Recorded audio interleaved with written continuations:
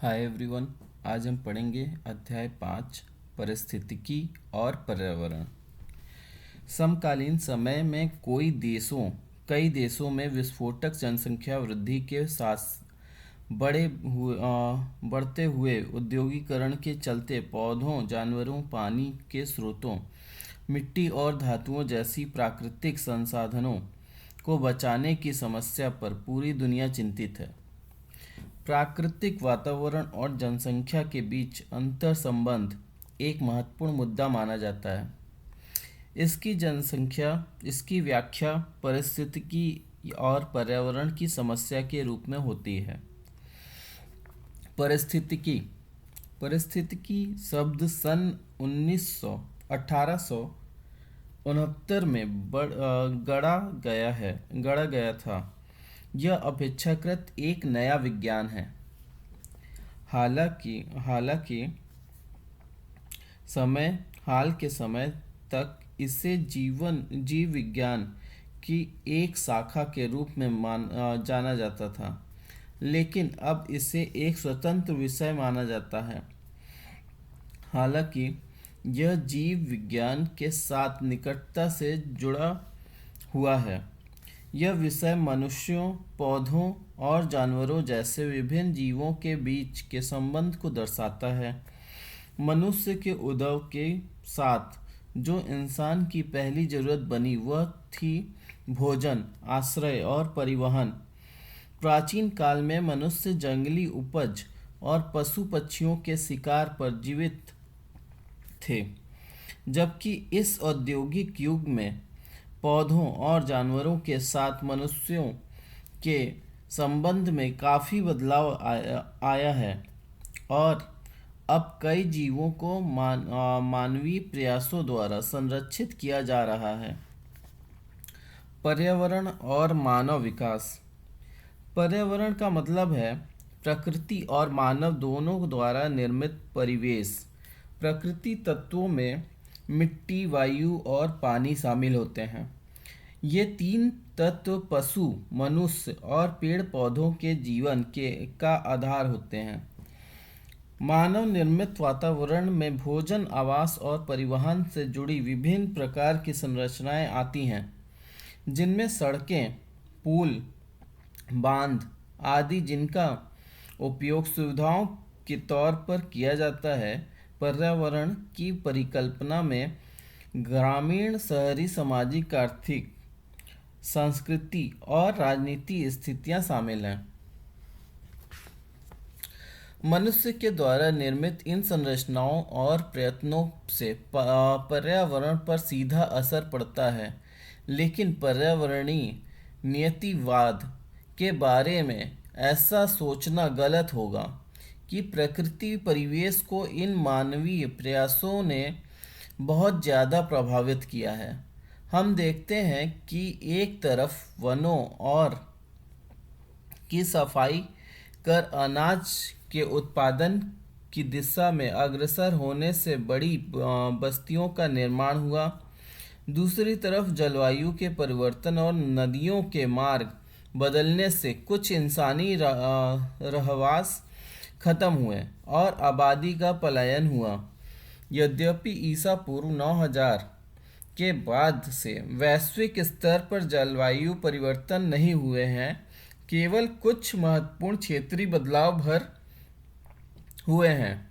इस प्रकार प्राचीन जलवायु से जुड़े कई विद्वानों का मानना है कि ईसा पूर्व तीसरे और दूसरे शताब्दी के शुष्कता और हिमीकरण का तापमान मध्य एशिया से बहुत ज़्यादा था।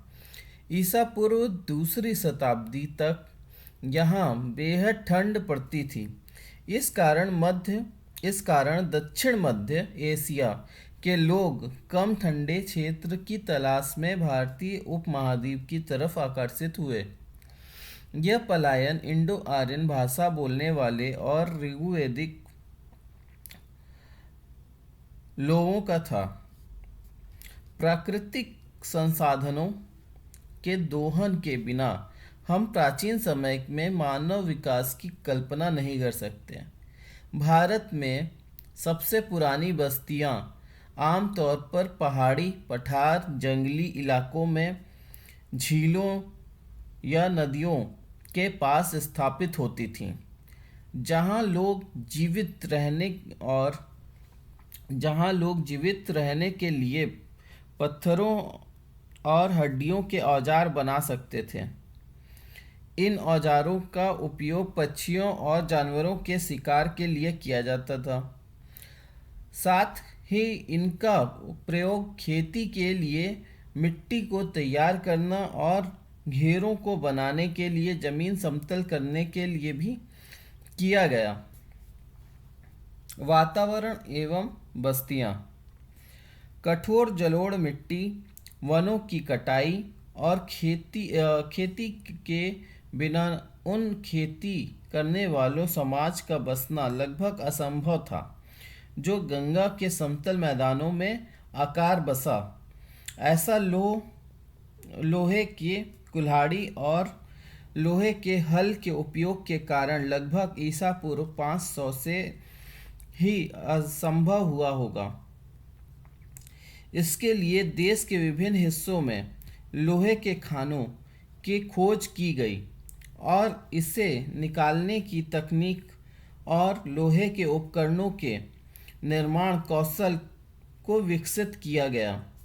मध्य गंगा के समतल मैदानी इलाकों में प्रभावी रूप से कठोर जलोढ़ मिट्टी, विंध्य क्षेत्र की लाल मिट्टी और दक्कन व पश्चिम भारत की काली कपास की मिट्टी की जुताई के लिए हल की आवश्यकता थी। आज प्रकृति पर्यावरण की सुरक्षा पर जोर दिया जा रहा है। हालांकि वनों की कटाई के बावजूद 16वीं और 17वीं शताब्दी तक दोआब के जंगल बचे हुए थे, जहां जंगली जानवरों का शिकार किया जाता था।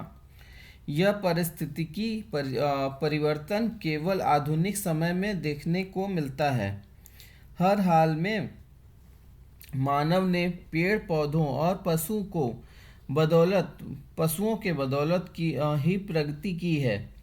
जब मनुष्य ने खेती और पशुपालन शुरू किया तो इससे दोनों में गुणात्मक वृद्धि हुई। बस्तियों के स्थान पर आकार, मिट्टी और जलवायु की स्थितियों जैसी पर्यावरणीय कारकों पर निर्भर थे, जिसके आधार पर स्थानों का चयन निर्धारित हो पाता था। नदी, झील, जंगल, पहाड़, खनिज और उपजाऊ मिट्टी के साथ अनुकूलित बारिश वाले इलाकों ने कई बसावटों को अपनी तरफ आकर्षित किया। दूसरी ओर शुष्क और जल संसाधन रहित रेगिस्तान के लोगों को बसने में हतोत्साहित किया। गंगा के समतल मैदानों के कारण इंसानों के रहने लायक पर्यावरण बना। ईसा पूर्व 500 से पहले और बाद के अवधि में कई बस्तियां बसाई गईं। कई कस्बों को दोआब और गंगा के मैदानों में बसाया गया।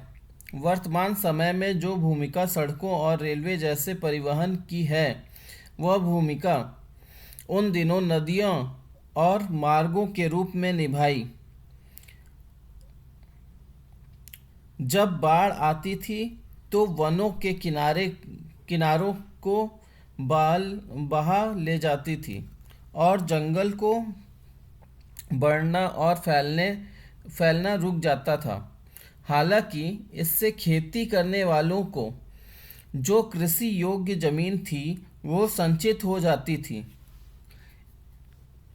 ईसा पूर्व 2500 के आसपास नदियों के प्रवाह के बदलाव से इंसानी बस्तियां प्रभावित हुई। सरस्वती नदी, गंगा, हकारा की समवर्ती, यमुना और सतलुज से जुड़ी हुई थी और तीनों ने हड़प्पा संस्कृति के विकास में योगदान दिया।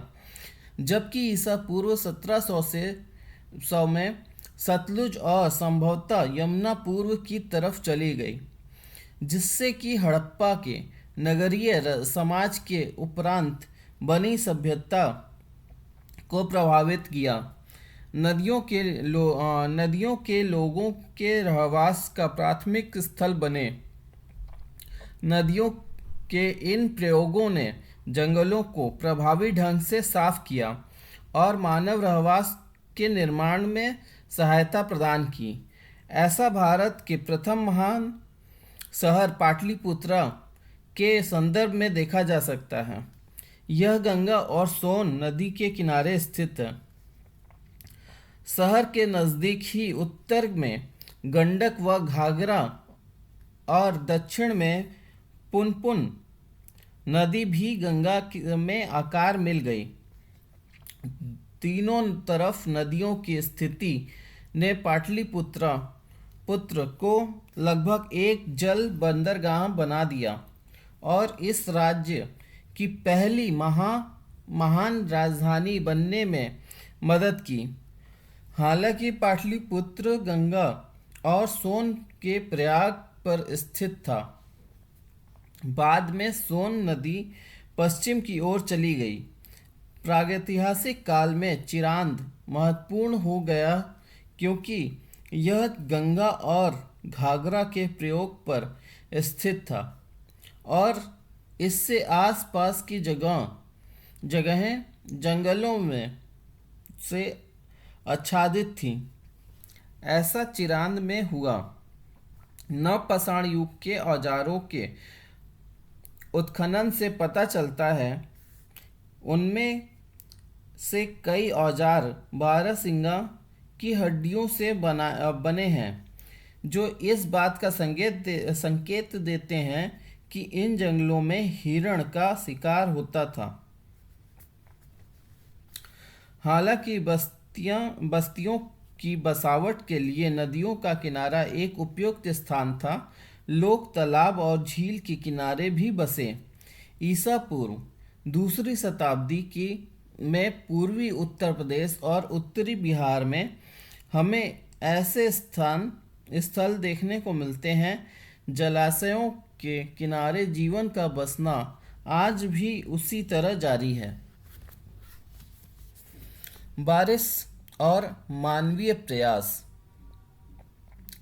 अध्याय 4 में वर्णित वर्षा की प्रासंगिकता को हम याद कर सकते हैं और बारिश व मानव प्रयासों के बीच के अंतर संबंध को समझ सकते हैं। हड़प्पा संस्कृति एक शुष्क और अर्ध रेगिस्तान क्षेत्र में पाई जाती है।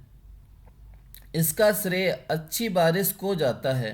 वैज्ञानिक लोग ईसा पूर्व तीसरी शताब्दी में हड़प्पा क्षेत्र के पर्याप्त बारिश का वर्णन करते हैं।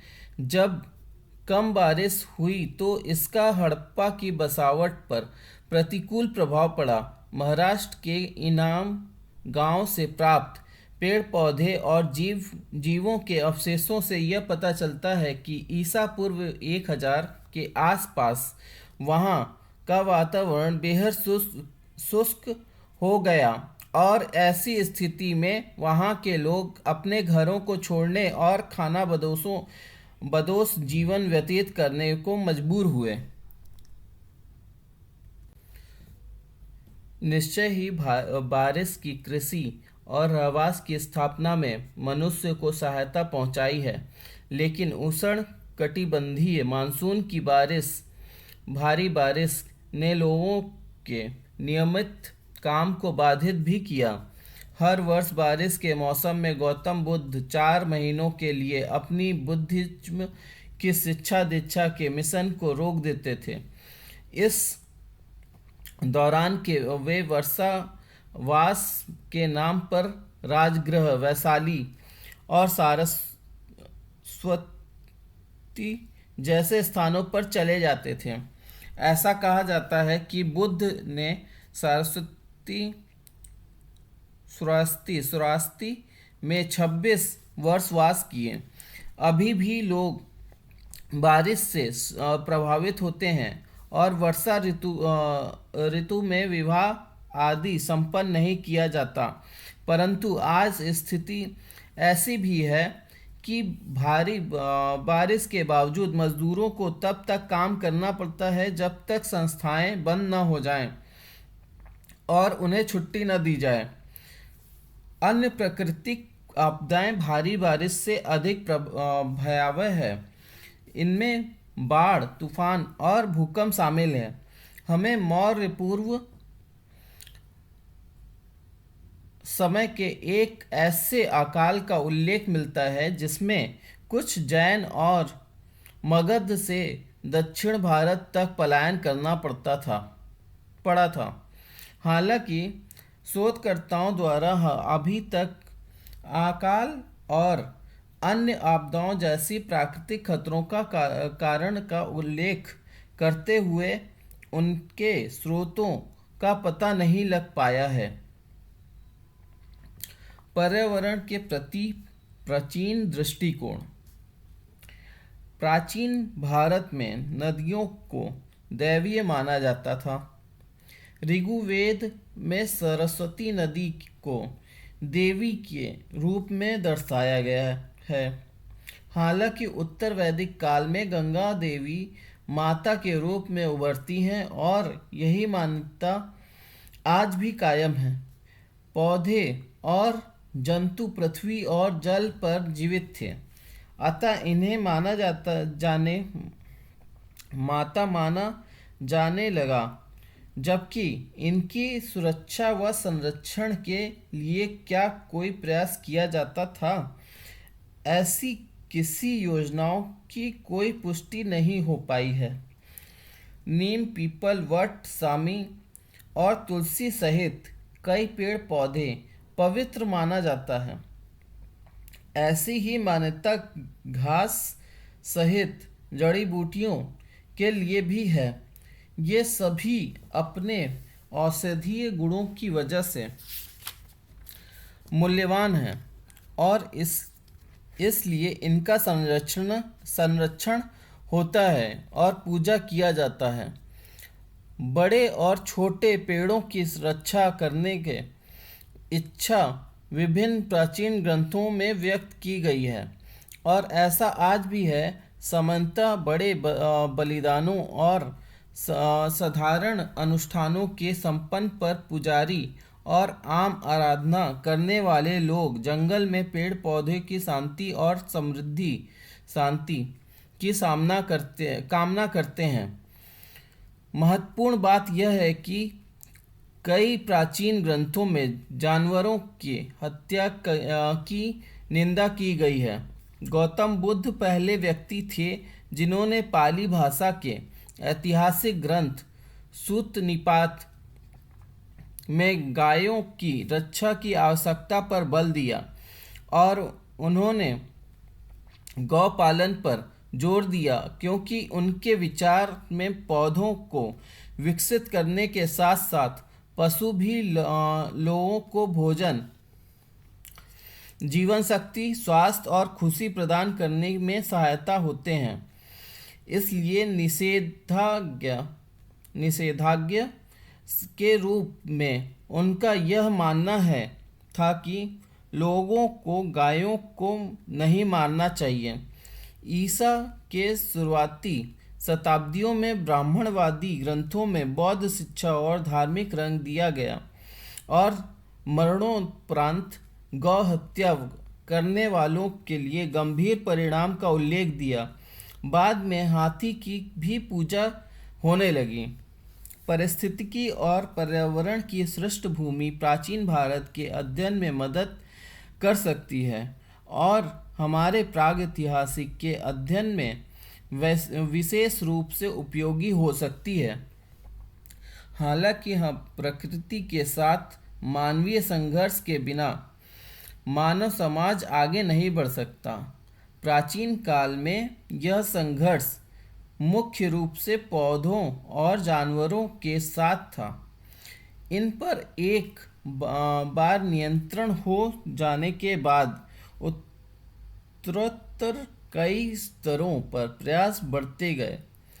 इतिहास मुख्यतः स्थान काल के मद्देनज़र मनुष्य के अंतर संबंधों का अध्ययन करता है। लेकिन इतिहासकार एक तरफ मानव प्रयासों और दूसरी तरफ प्रकृति शक्तियों के बीच विद्यमान अंतर संबंधों के ध्यान में न रखे तो ऐसा अध्ययन संभव नहीं है। आइए अब हम कालक्रम पे प्रकाश डालते हैं। ईसा पूर्व तीसरी दूसरी शताब्दी, मध्य एशिया में शुष्कता और हिमीकरण का तापमान चरम पर था। 9000 के बाद ईसा पूर्व विश्व स्तर पर कोई भी मुख्य जलवायु परिवर्तन नहीं। ईसा पूर्व 500 से आगे गंगा के समतल मैदानों में लोहे के औजारों का व्यापक उपयोग और बस्तियों का निर्माण। ईसा पूर्व 300 अकाल और मगध से दक्षिण भारत तक जैन प्रवास हुआ।